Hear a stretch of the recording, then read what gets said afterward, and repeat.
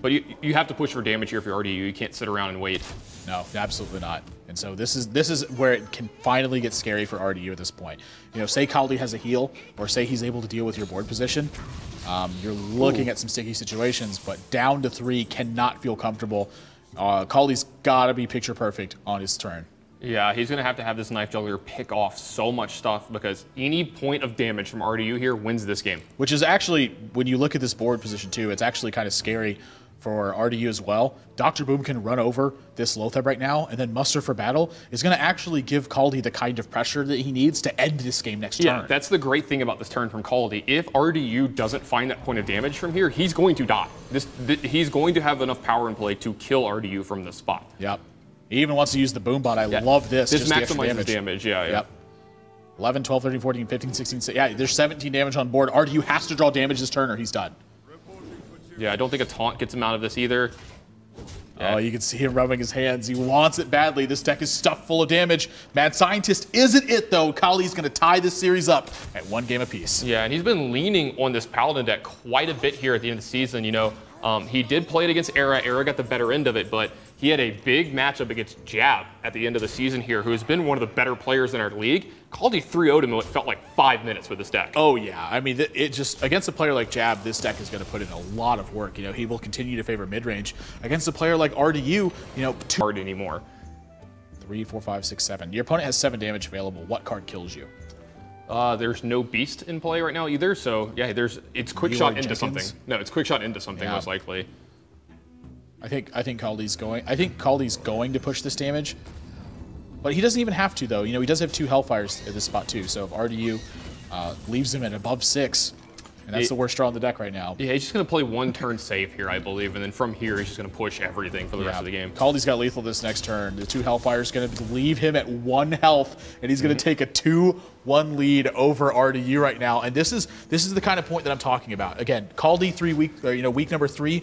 I think that this match is a little bit panicked, maybe plays a little bit worse. Things don't work out for him, even has a Mal'Ganis in his hand. But this is now 2 straight games where Kaldi has won at 1 life. Yeah, just again, skating that razor's edge. He knows where he can really push and where he needs to sit back for just a second. He spends a lot of time at the analyst desk. He knows these matchups so well. God, and look at RDU, just looks crushed. I don't think he's fearing for his life right now.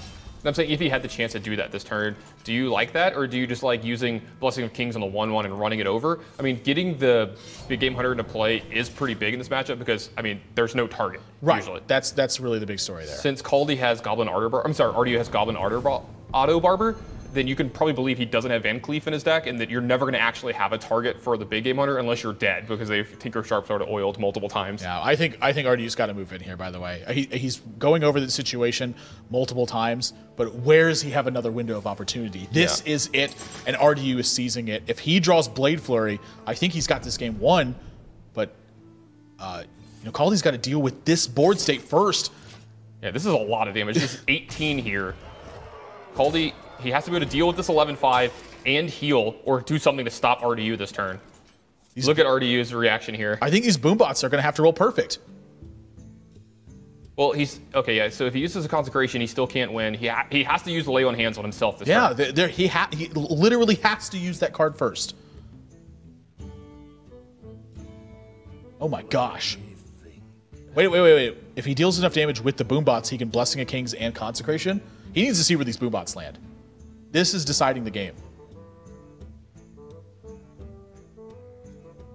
Yeah, Kaldi's going to take his time here. Yeah, he does have the Big Game Hunter, but if he does that, he just dies to the weapon.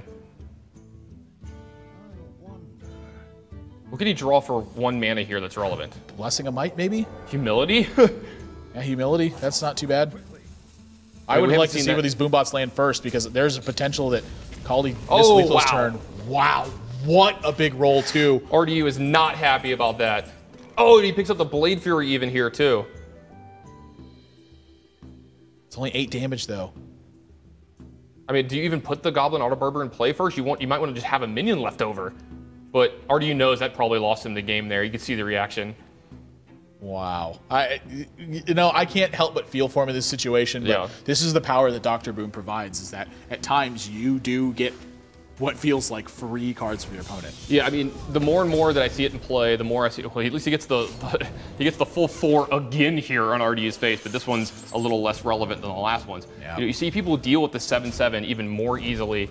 You know, every time everyone's got Big Game Hunter ways to deal with it, but when you see these boom bots roll on point, that it's coming down to this one single draw. Yeah, he needs a sprint. We talked about this the whole game. He needs to draw a sprint here. There is the Van Cleef actually we were talking about, but that's not going to be good enough. RDU is going to lose his first match of the tiebreaker here. Kaldi doing what he couldn't get done last week, winning a match and putting himself in a good spot to make that last playoff spot. And you can tell how much it means to RDU too. Look how upset he is after that loss. But the man of the hour right now is Kaldi. A fantastic performance from him. You know, again, I look at Kaldi